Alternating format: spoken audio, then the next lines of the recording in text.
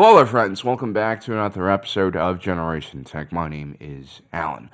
While some YouTube channels' bread and butter is predicting Kathleen Kennedy's demise for the 1000th time this year, what we like to focus on is, throwing shade at the Jedi. Well, not throwing shade at them, but critiquing some of the finer points about this organization and people's perception about them. And, since after Order 66, they've almost been permanently wiped out. I think before these holy warriors fade into historical memory, we should clear up a few things about them and how fans perceive them as almost unstoppable forces of nature. Think Mace Windu on the grand sweeping plains of Tatooine, surrounded by thousands of B-2 super battle droids. This is the image of the Jedi that most people have. An individual who is so powerful that even when he loses his weapons, he can literally smash droids into little pieces with his bare hands. Or you have examples like Anakin Skywalker's ill-advised vertical assault on that monastery on Tathor, Ahsoka Tano's crazy Order 66 escape.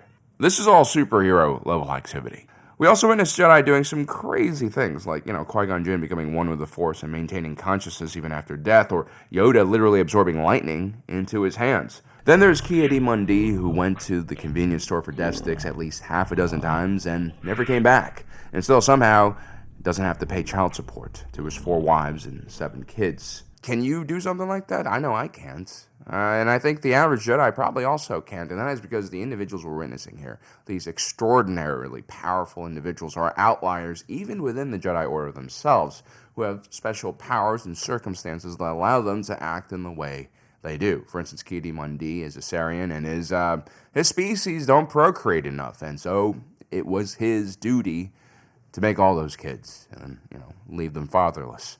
And then the top tier guys like Yoda and Anakin, who have just immense amounts of Force powers, they're like once in a generation type of talent. They really don't represent the average skill level of your rank and file Jedi in the Order. And I think that has created some real misconceptions of what exactly the Jedi Order is. So when we talk about the average Jedi, what can we expect? Are these actually godlike beings or just normal people with some extra senses and abilities?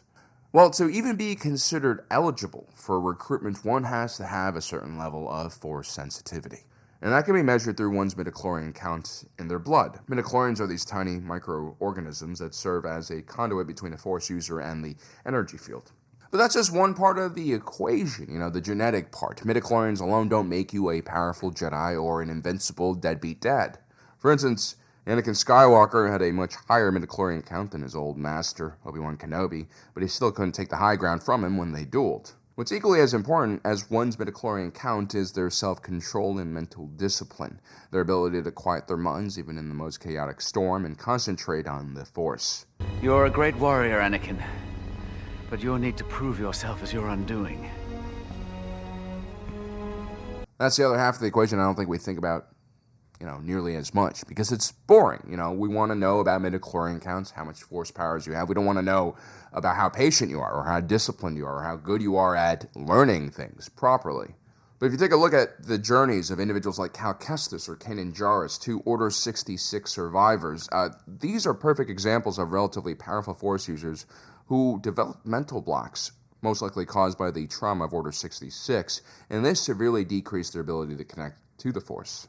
Sometimes it can be something as simple as just lacking confidence that could destroy your connection to the Force. Although in Kanan Jarrus and Cal Kestis' case, they both eventually, found their groove once again, once they started training a little bit more and practicing this technique. But things are never really that easy for the Jedi. While the Sith use passion and hate, very powerful and easy to access emotions to connect to the Force, the Jedi generally try to empty their minds and suppress the emotions that they're feeling, and, that's just not something easy to do, especially when you are living in a vibrant, chaotic world. The ideal Sith state is therefore much easier to reach. It can be triggered by anything that bothers you, and for some individuals like Anakin, that's extremely hard to avoid.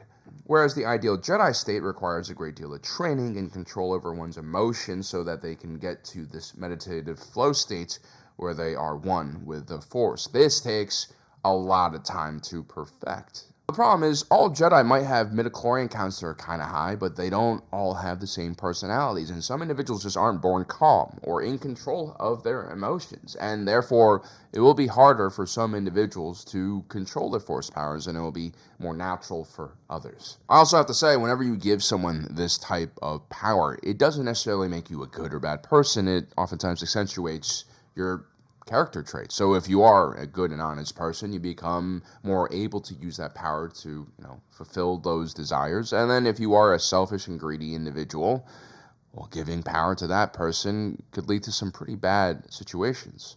And so you have individuals like Obi-Wan Kenobi who managed to gradually temper his own impulsive nature and become the ideal Jedi. But then you also have individuals like Anakin Skywalker or like Count Dooku, for instance, who, naturally had a very strong moral compass, but were also kind of outraged by a lot of the things that they experienced and saw, and that ultimately led them to the dark side. And so for a lot of Jedi, it really did take a lifetime of practice to control oneself, and usually it wasn't until a Jedi got older and their brains and personalities became more mature and developed that they found that kind of inner peace that they needed to reach their full potential. This is one of the reasons why older Force users like Yoda were so powerful despite being physically kind of frail.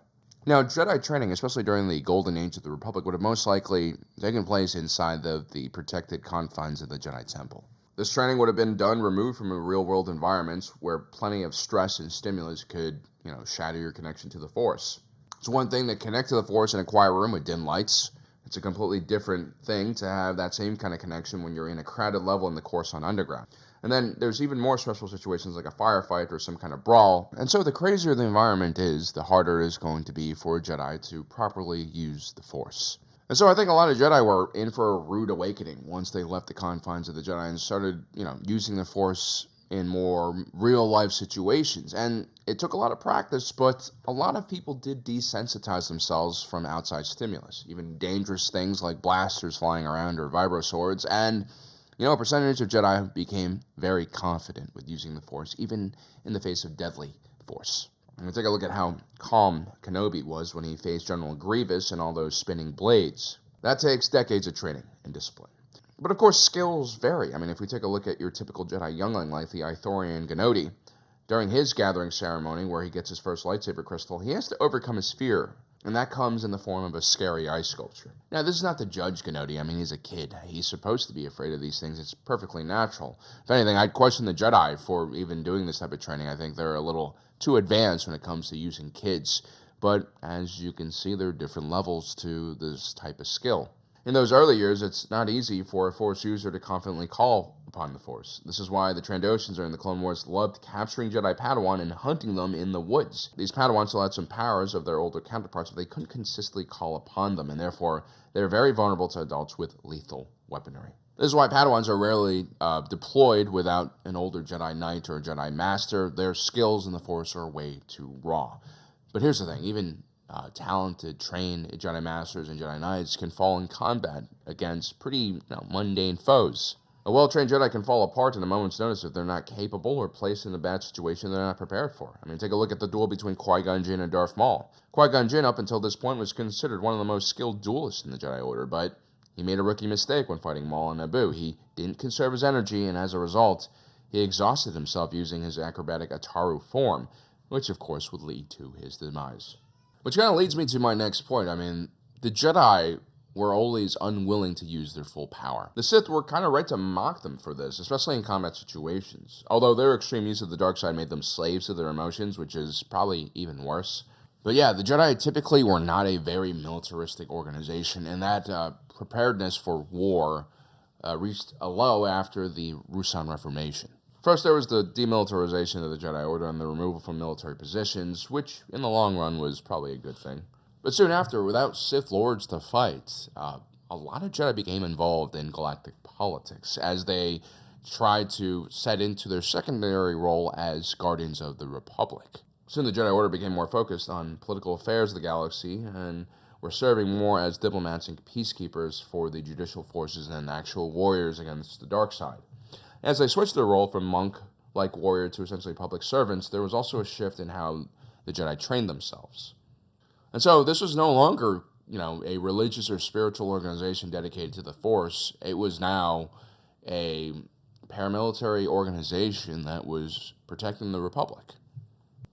Now, throughout Jedi history, there have been three main factions that made up the Jedi Knight body. You have the Guardians and Warriors, who were the most combat-focused. They were constantly perfecting their forms and valued discipline and martial training.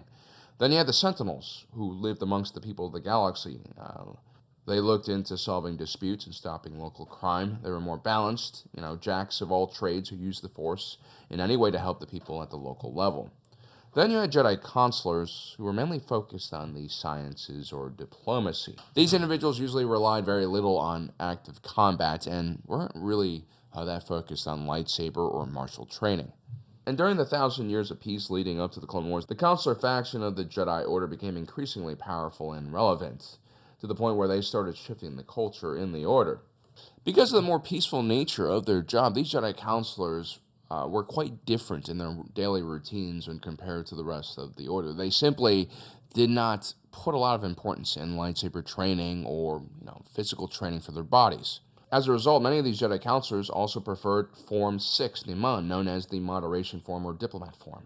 Now, historically speaking, Form 6 Niman wasn't, exactly terrible. Some serious badasses like Exar Kun and Revan, along with the Legions of Leto, were known for using this form. I mean, heck, all of these guys actually went to the dark side at one point in time. But then again, Niman isn't a dark side form either. It's basically a hybrid form that uses some techniques from all of the other lightsaber forms, especially 1, 3, 4, and 5. The Jedi usually excluded Form 2 Makasi, a dueling form, and of course Form 7.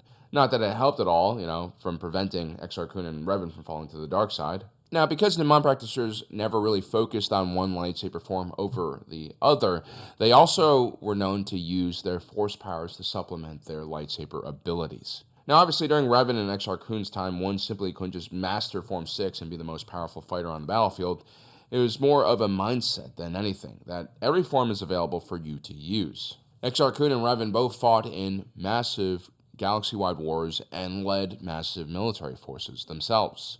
They were constantly being tested and challenged, which made them more well-rounded fighters and duelists. This means their Niman forms were highly evolved and products of real-life situations. Now, if we go back to the post-Rutan Reformation period, the Niman being practiced by Jedi of this period is quite different and far more simplistic. I mean, how often do you use a lightsaber in a trade dispute? And even if you are a peacekeeper, a few thugs and criminals with blasters and vibro swords are going to be easy to dispatch for any Jedi, even one that is poorly trained. Soon, Form 6 became one of the more popular forms used by the Jedi Order, which was, susceptible to groupthink like any organization. At the time, the Jedi developed this theory that more aggressive lightsaber forms were a path to the dark side. And I'm not just talking about, things like Form 7 Juyo, but yeah, even Form 2 Makasi, the dueling form, was viewed as too lethal. And at one point, they started tearing down even Form 4 and Form 5, which are pretty standard lightsaber techniques. Luckily, there was still a faction of individuals, warriors, and guardians who thought that lightsaber combat, lightsaber forms were extremely important, and they spent every day training their body and their mind for combat.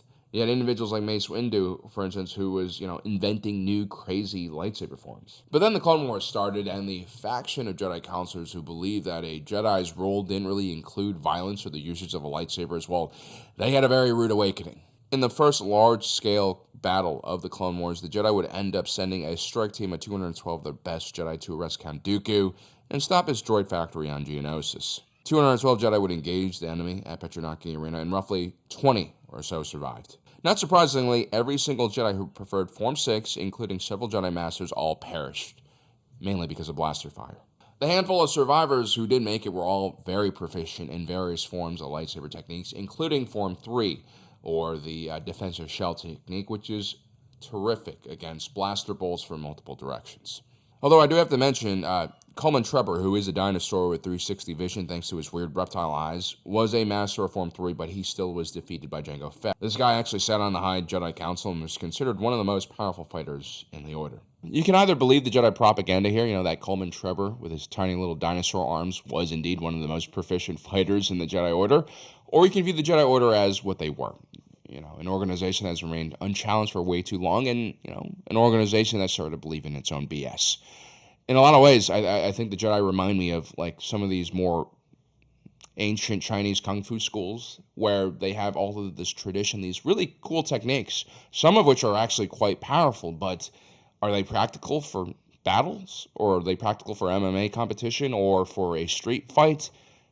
Probably not. So this is where the Jedi Order are at. They've started a war or entered a war with a lot of false confidence. This is all a rude awakening for the Jedi, especially the consular faction of the Order, who believe that the Jedi's job had evolved into something more civilized and peaceful. At the end of the day, the consular Jedis would quickly fade from leadership positions, and it would be, like crazy David Goggins-like Jedi like Mace Windu and Anakin Skywalker who were leading all of the military forces. But to those who had been studying the Jedi from afar like the Sith, the Order had been in decline for centuries now. In truth, Jedi had been dying from pretty mundane things for quite some time. Jedi Master Khatri was assassinated by a group of lowly security guards on Raxus and Gundus, more than a decade before the Clone Wars started. The Nile Marauders killed dozens, if not hundreds, of Jedi in their conflict with the High Republic.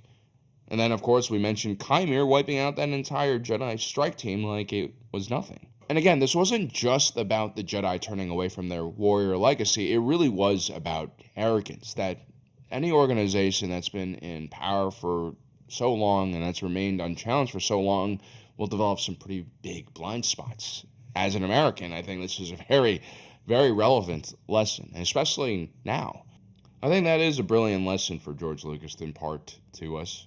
He took one of the most beloved organizations in fiction, the high and mighty Jedi, and showed us that even they were vulnerable to their own hubris. At the same time, we do have to applaud the Jedi for the same reasons why we criticize them. These individuals, when given this incredible power, choose, instead of imposing their will on lesser beings like the Sith did, to place restrictions and limits on themselves.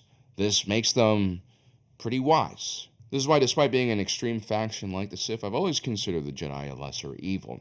Even as someone who dislikes dogmatic cults and radical belief systems, as a general rule, the individuals who seek to protect others, especially the vulnerable and those with no voices, can be trusted far more than those who seek to spread fear and hatred. At the same time, individuals who seek to place checks and balances on their own power can be trusted far more than those who will do anything for power. Well, guys, I hope you enjoyed today's video. Don't forget to subscribe and hit that notification button down below so you don't miss on the rest of our awesome content. As usual, my name is Alan, reminding you that my allegiance is to the Republic, to democracy. I'll see you next time.